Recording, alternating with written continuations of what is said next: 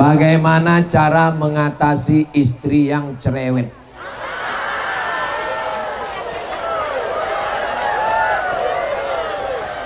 Abang pulang jam berapa, sedang jalan sama siapa, kunci motor mana, duit mana, baju mana. Itu bukan istri, itu security. Itulah yang menjadi security, yang menyelamatkan bapak dari pelakor, yang menyelamatkan bapak dari neraka jahanam, yang menyelamatkan bapak dari azab Allah dunia dan akhirat insya Allah. Pulang dari sini jangan panggil dia oh my istri, oh my wife, tapi panggillah dia oh bidadari surgaku. Setuju? Setujulah orang panitianya perempuan. Selagi istri masih mau merepet, bersyukurlah, berarti dia masih hidup. Ada seorang perempuan istri yang suka merepet, tiba-tiba dia kena stroke, berhenti merepet. Suaminya datang jumpa saya, tolong Ustadz doakan supaya istri saya bisa merepet lagi. Aku rindu mendengar repetnya Pak Ustadz. Kisah nyata, true story. Jadi kalau Bapak punya istri merepet, nikmati saja repetnya itu. Karena sampai masanya nanti Bapak rindu, dia sudah tak bisa merepet lagi. Betul Pak? Betul kata orang. Istri suka menahan duit rokok. Itu tandanya dia masih sayang dengan paru-paru Bapak. Itu tandanya dia mau Bapak tidak kena kanker. Mudah-mudahan Bapak dan Ibu keluarganya sakinah mawaddah warahmah. Amalan apa yang harus dilakukan untuk pejuang garis 2? Banyak makan toge, kacang-kacangan, kacang yang dibuat jadi tahu tempe. Tapi semua ikhtiar kita nggak ada apa-apanya kalau tidak ada doa. Sholat hajat tiap malam, usolli sunnatal hajat rakaataini lillahi ta'ala. Hajatnya apa? Hajat garis 2. Itu maka setiap dia mau foto, apa? Garis 2. Supaya tespeknya bergaris 2. Tak ada yang sulit bagi Allah. Innama amruhu idza arada syai'an ayyakula lahu kun. Orang berzina aja bisa hamil, masa menikah tak hamil? Lalu kenapa orang menikah berpuluh tahun tak hamil? Allah cuma ingin kau melelehkan air mata berdoa. Allah cuma ingin kau bangun tengah malam baca yasin tahajud.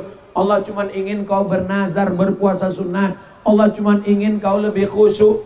Karena kalau kau tidak ada ujian hidup, sholatnya cepat, sujudnya tidak lengket kening ke lantai. Tapi begitu kau ada kesulitan, kesusahan, menangis, meraung.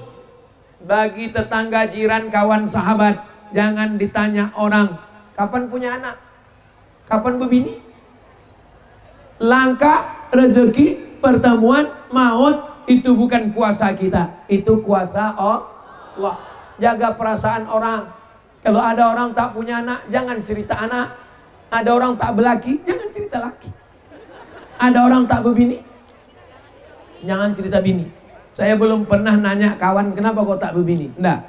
Saya kalau ada kawan yang tak berbini, saya tidak permalukan di depan orang. Saya ajak dia bicara 4 mata. Kau masih berselera nengok perempuan? Itu pertanyaan pertama. Kata dia, aku ada selera. Ada nampak kau perempuan yang cantik? Ada. Tunjukkan rumahnya, kita datang. Kami datang dulu. Kami datang, kami pinangkan dia. Kalau sekarang saya tak mau. Kenapa? Saya khawatirnya saya yang diterima. Pede kali Ustaz. Bagaimana cara mendidik anak di zaman digital seperti sekarang? Jangan kasih anak TV. TV di rumah saya dicampakkan Ustazah Fatimah ke dalam gudang. Saya tak pernah nonton TV lagi. Anak tidak boleh main handphone. Kepalanya hancur, emosinya tak stabil, pengamuk, pemarah, tantrum. Maka caranya adalah ajak anak bercerita, ajak anak ngobrol. Kalaupun mau dikasih hiburan, berikanlah alat macam handphone, tapi isinya video ngaji, video sinetron religi, video ceramah. Bisa dicari di YouTube. hiburan untuk anak. Itu Sami diberikan ustazah, murah tak mahal, isinya hanya 3: ngaji, film religi, dan ada lagu-lagu sodakoh, solawat, zikir, solawat, meminta kepada Allah, doa anak yang soleh, dan paling utamanya adalah doa silahul mu'min. Jangan lupa mendoakan anak, bacakan Al-Fatihah. Ya Allah, bukakan pintu hati anakku, Al-Fatihah. Tutupkan hatinya daripada maksiat dan dosa, Al-Fatihah.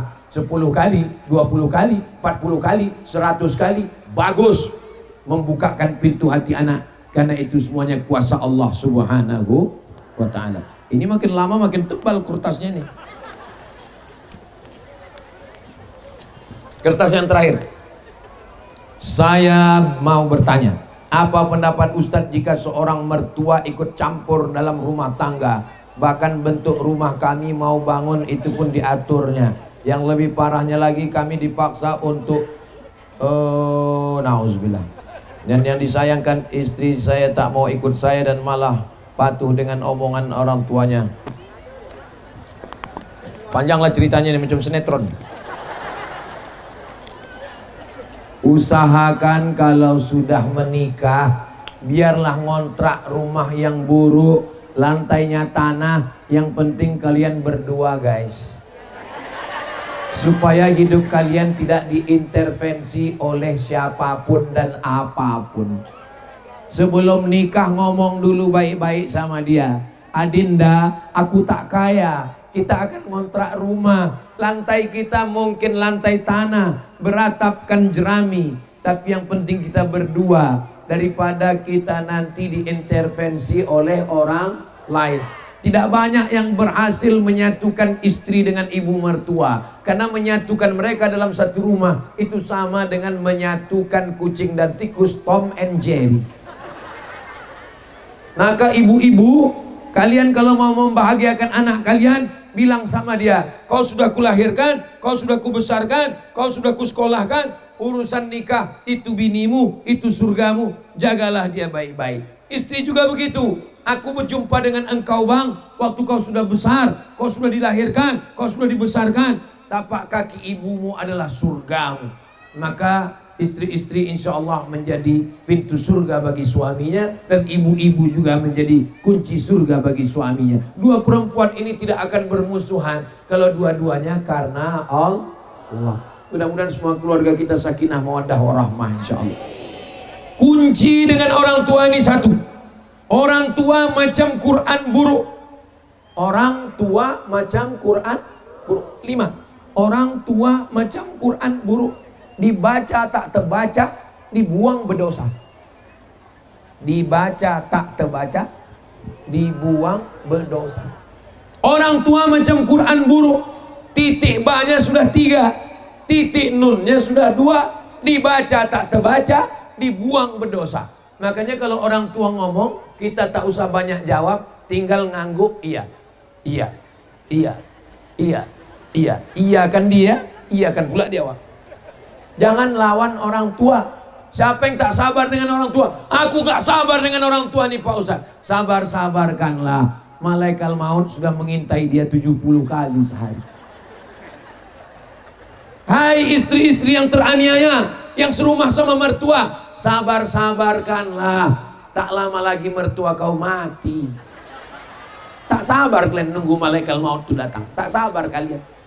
Hai laki-laki yang tak sabar dengan orang tua, tak sabar dengan mertua, sabar-sabarkanlah, karena mereka sudah tua. Memdate mata ya bawati.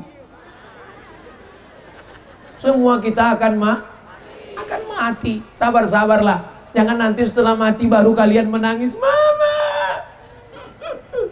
Dulu waktu hidup kenapa tak kalian bahagiakan dia?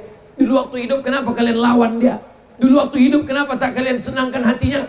Selagi dia masih hidup ini, senangkan aja hatinya. Ini rumah kau ini mesti begini, iya ma. Ini rumah kau ini mesti begini, iya ma. Ini begini, iya ma.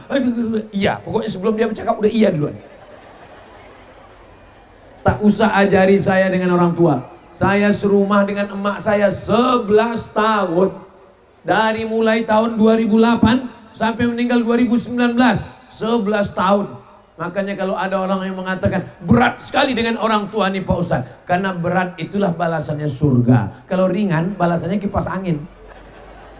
Betul? Mudah-mudahan yang berjuang dengan orang tua, kalian mendapatkan surga Jannatul Firdaus insyaallah.